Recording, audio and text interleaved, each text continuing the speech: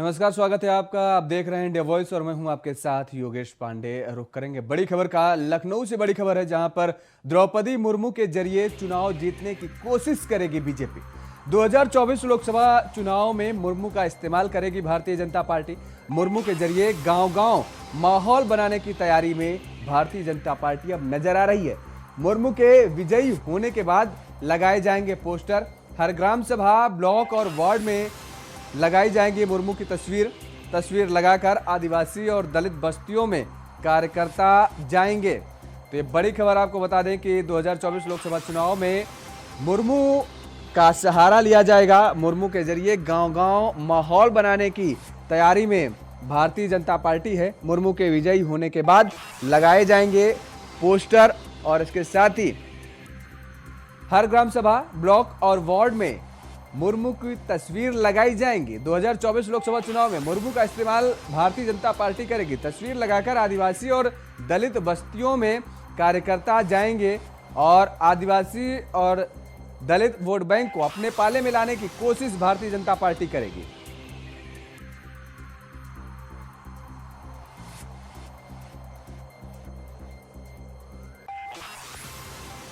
तो मुर्मू के जरिए गांव-गांव माहौल बनाने की तैयारी में भारतीय जनता पार्टी है और ऐसे में 2024 लोकसभा चुनाव को फतह करने की कोशिश की जाएगी। मुर्मू के विजयी होने के बाद मुर्मू के पोस्टर लगाए जाएंगे। हर ग्राम सभा, ब्लॉक और वार्ड में मुर्मू की तस्वीर लगाई जाएगी। ये बड़ी खबर आपको बता दें, तस्वीर लगाकर आदिवासी और दलित बस्तियों में कार्यकर्ता जाएंगे और आदिवासी और दलित वोट बैंक को अपने पाले में लाने की कोशिश की जाएगी।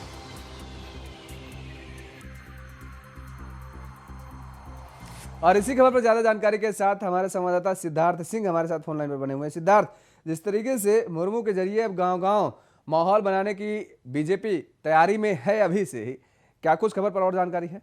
देखिए, आपको बता दें जिस तरीके से बीजेपी ये जान चुकी है कि लगभग जीत सुनिश्चित है मुर्मू की। जीत के बाद गांव-गांव जाकर पोस्टर लगाए जाएंगे और उसके बाद हर ग्राम सभा, ब्लॉक, वार्ड में लगाए जाएंगे जीत के बाद की तस्वीर। तो सब ये कोशिश होगी, ये बताने की कोशिश होगी कि हम किस तरीके से आदिवासी और दलित बस्तियों, दलित जो बस्तियां हैं, दलित लोग हैं, उनको हम आगे बढ़ाना चाहते हैं। और हमारी ये मंशा है कि जो सब देश का सबसे जो नीचे तबका है, जिसको हमेशा सभी सरकारों ने दबाया, हम उन लोगों को आगे बढ़ा रहे हैं। तो कहीं ना कहीं सरकार इसकी कोशिश करेगी, बीजेपी गवर्नमेंट कि इसको आगे बढ़ाया जाए और इसका फायदा 2024 के चुनाव में लिया जाए। चलिए, बहुत बहुत शुक्रिया तमाम सारी जानकारी देने के लिए सिद्धार्थ।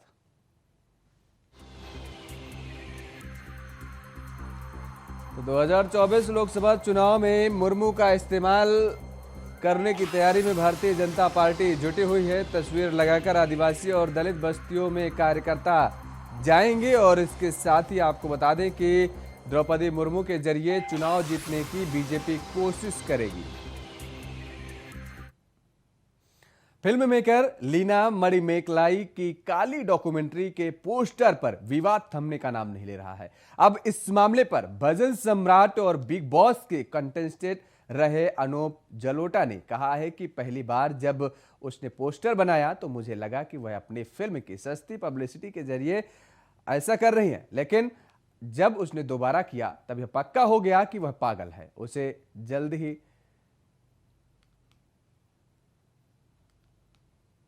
तो पागल लोग लीना के लिए जो सबसे खराब पागल खाना हो उसमें उसको जगह दिला दीजिए।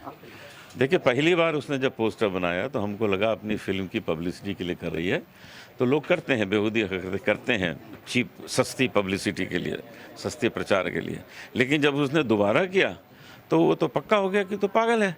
तो पागल लोग तो इस तरह की हरकतें करते ही रहते हैं, तो उनको पागल खाने में रखो, वो उस तरह के चित्र बनाती रहें और उन्हीं पागलों में बांटती रहें। सब लोग देखेंगे, हंसेंगे, डांस करेंगे उसमें। लेकिन टीएमसी की सांसद इसको सही ठहरा रही हैं, खुले मन से वो इसका समर्थन भी कर रही हैं। उसको गलत कह दिए। अरे इसको बिल्कुल समर्थन करना ही नहीं चाहिए, गलत कह दीजिए, वो तो गलत कर रही है। उत्तर प्रदेश में अलीगढ़ में बकरीद के त्योहार से पहले एक बार फिर माहौल बिगाड़ने की कोशिश हुई है। दरअसल टप्पल के नूरपुर गांव में हिंदुओं की बारात में गैर समुदाय के लोगों ने छतों से अंडे फेंके, जिससे कि माहौल तनावपूर्ण हो गया। दरअसल जाटव समाज की 2 बेटियों की बारात आई थी। बारात में लोग नाच गा रहे थे और इसी दौरान गैर समुदाय के कुछ लोगों ने छतों से अंडे फेंकने शुरू कर दिए। बारातियों को जैसे ही इसकी जानकारी हुई तो अफरा तफरी का माहौल बन गया और लोग इधर उधर भागने लगे। वहीं लोगों ने इसकी जानकारी तत्काल पुलिस को दी और जिसके बाद पुलिस और प्रशासन के लोग मौके पर पहुंच गए।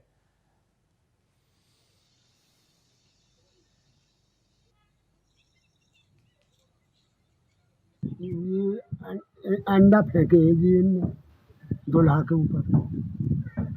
कब फेंके थे, क्या हो रहा था जब? बारात चढ़ाई का जब कहाँ होकर ला रहे थे आप बारात को? बारात न्यू आ रही जी, इनके इनके मोहल्ले में है कर आ रही। अच्छा, फिर कहाँ पर अंडा फेंके थे, क्या क्या हुआ? छत पे तो फेंके है जी। अच्छा, कौन लोग थे वो? मुसलमान थे। मामला ये हुआ था, मेरी दोनों बहनों की शादी थी, बारात चढ़ा के हम ला रहे थे। उधर हम बारात चढ़ा के ला रहे थे डीजे बीजे पे। मेरे जो बहन हुई थे उन पर अंडे में फेंके और ऑन स्पॉट अंडे के वीडियो भी हमारे पास है। ये सर पहले भी, आज से मेरे हिसाब से 1 साल पहले यहाँ झगड़ा हुआ था। वो दोनों लड़कियों के, हमारी यही भाई साहब थे, उनकी लड़की की शादी थी, उसमें उन्होंने झगड़ा किया तब फिर अब कर दिया है। तो सर बाज नहीं आ रहे हैं लोग। कौन लोग हैं, किस जाति ये से? सर मोमडन है।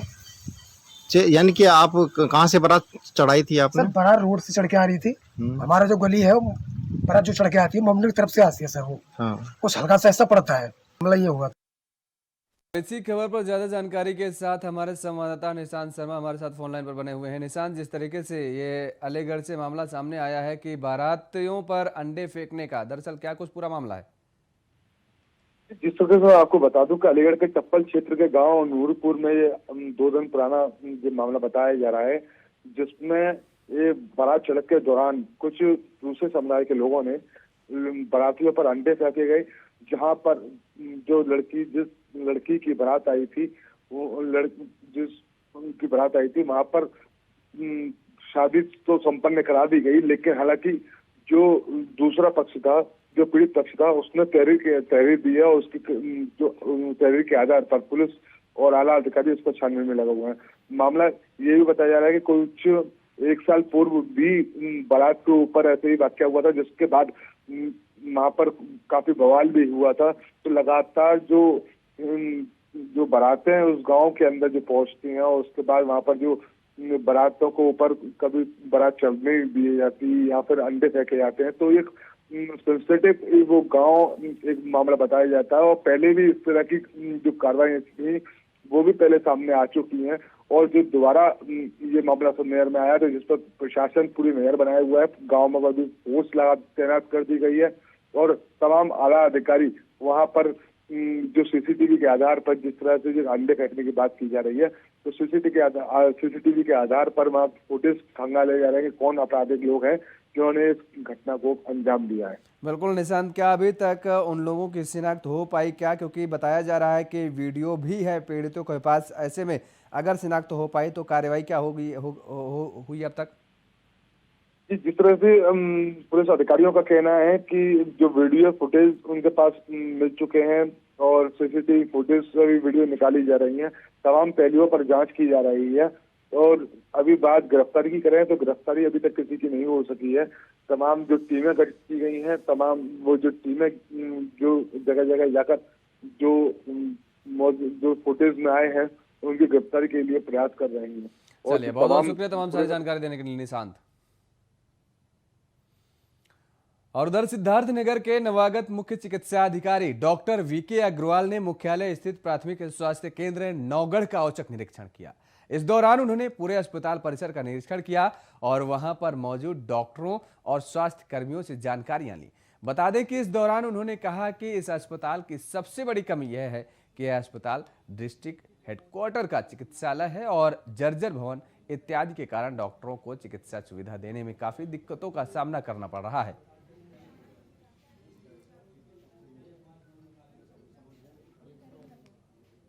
सबसे कमी तो यही है कि हम लोग डिस्ट्रिक्ट हेडक्वार्टर का चिकित्सालय है और बहुत ही जर्जर अवस्था में है।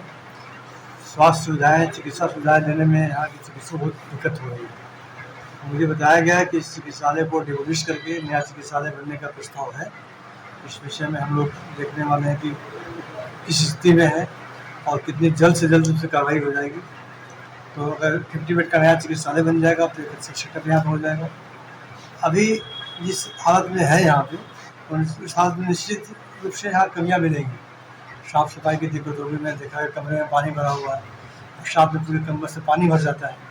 ये सब दिक्कतें हैं यहाँ पे, तो उसका निवारण होगा। काशी हिंदू विश्वविद्यालय में कर्मचारियों ने सैलरी में लेट लतीफी के खिलाफ धरना प्रदर्शन किया। बता दें कि बीएचयू में हार्टिकल्चर विभाग के स्टाफ ने पहले वीसी लॉज और उसके बाद मधुबन पार्क में धरना दिया। इसके साथ ही उन्होंने कहा कि यहां आए सारे कर्मचारी विद्यालय पद पर कार्यरत हैं, हमें 5 महीने की सैलरी अभी तक नहीं दी गई है। वहीं विश्वविद्यालय प्रशासन के लोग बातचीत भी नहीं कर रहे हैं। वहीं कर्मचारियों ने विभाग के प्रोफेसर अनिल सिंह पर गाली गलौज और अभद्रता करने का भी आरोप लगाया।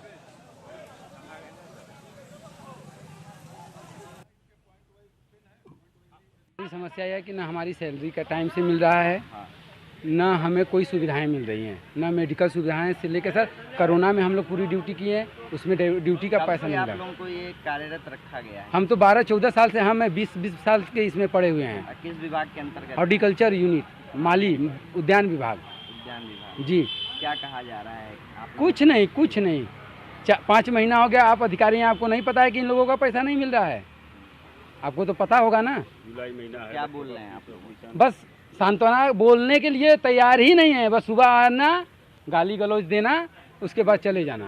मैं उद्यान विशेषज्ञ इकाई में दैनिक वेतनभोगी लेबर हूँ। क्यों आज आप लोग यहाँ? हम लोग यहाँ आए हैं कि हमारे इंचार्ज प्रोफेसर अनिल कुमार सिंह ने हम लोगों के 4 महीने का सैलरी नहीं मिला है। किस विभाग में आप लोग अंतर्गत काम कर रहे हैं? हार्टिकल्चर विभाग में, डिपार्टमेंट ऑफ हार्टिकल्चर। क्या बोला जा रहा है? बोला जा रहा है कि सेंशन आ गई है, 1-2 दिन में सैलरी आ जाएगी, लेकिन कोई सैलरी आने का संभावना नहीं दिख रहा है, ना ही हम लोगों का ईपीएफ कटता है। और रुख करेंगे हम मथुरा का, जहां पर गोवर्धन में उमड़ेगा आस्था का जनसैलाब। गोवर्धन के राजकीय मेले में आएंगे लाखों श्रद्धालु। एकादशी में पूर्णिमा तक करीब 5 करोड़ श्रद्धालुओं के गोवर्धन परिक्रमा में पहुंचने का अनुमान जताया गया है।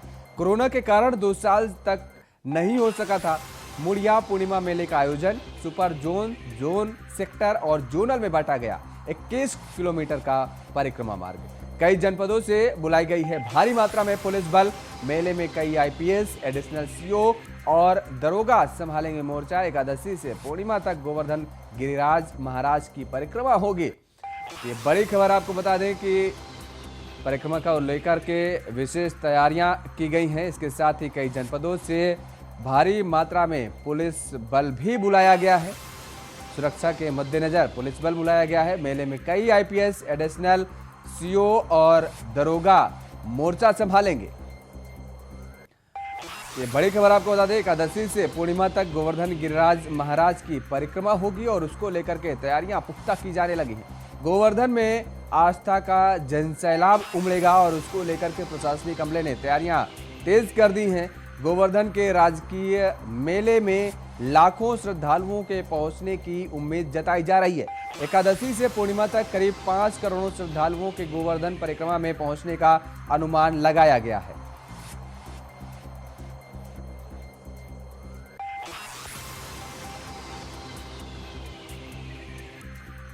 तो ये बड़ी खबर आपको बता दें कि सुपर जोन, सेक्टर और जोनल में बांटा गया 21 किलोमीटर का परिक्रमा मार्ग। कई जनपदों से भारी मात्रा में पुलिस बल भी बुलाया गया है। सुरक्षा के पुख्ता इंतजाम किए गए हैं। मेले में कई आईपीएस, एडिशनल सीओ और दरोगा मोर्चा संभालेंगे। एकादशी से पूर्णिमा तक गोवर्धन गिरिराज महाराज की परिक्रमा होगी और जिसको लेकर के अब प्रशासन ने कमर कस ली है। गोवर्धन में आस्था का जनसैलाब उमड़ेगा और उसको लेकर के तैयारियां तेज हो गई हैं। गोवर्धन के राजकीय मेले में लाखों श्रद्धालुओं के पहुंचने की उम्मीद जताई जा रही है।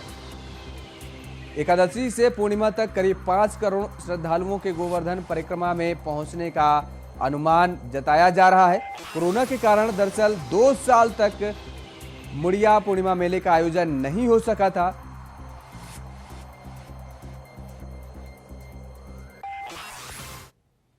और बकरीद को लेकर संभल के बकरा मंडी गुलजार दिख रहे हैं। बड़ी संख्या में ग्राहक बकरी मंडी में पहुंचकर बड़े बड़े बकरे खरीद रहे हैं। हालांकि बाजारों में आए लोगों का कहना है कि पहले के मुताबिक जानवरों के दाम काफी बढ़े हुए हैं, लेकिन बूढ़े और इसी बीच बढ़े हुए दाम के बावजूद लोग कुर्बानी के लिए बकरा खरीदने पहुंच रहे हैं। तो संभल से एक खबर सामने आई है, जहां पर बकरीद को लेकर बकरा मंडी सज गई है और कुर्बानी के लिए लोग बकरे खरीद रहे हैं। बढ़े हुए दाम के बावजूद भीड़ देखने को मिली है।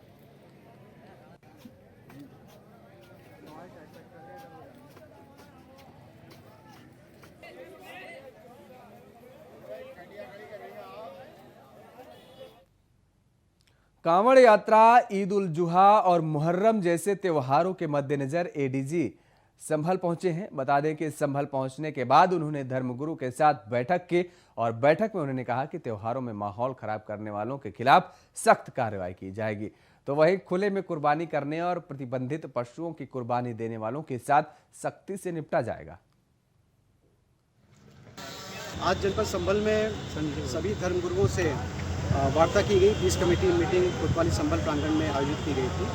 यहाँ सभी समुदाय के लोग और संभल के सम्रांत लोगों से वार्ता की गई और सभी से अपील किया गया कि आने वाले जो त्यौहार, आने वाले पर्व हैं, बकरीद, श्रावण महीना है, महाशिवरात्रि, इन सभी पर्वों में हम लोग शांति व्यवस्था बनाए करके रखें। एक दूसरे के प्रति हम लोग सौहार्दपूर्ण माहौल रखें। किसी भी दशा में संभल का माहौल, शांति व्यवस्था खराब ना होने पाए, ये हम सभी को मिलकर के।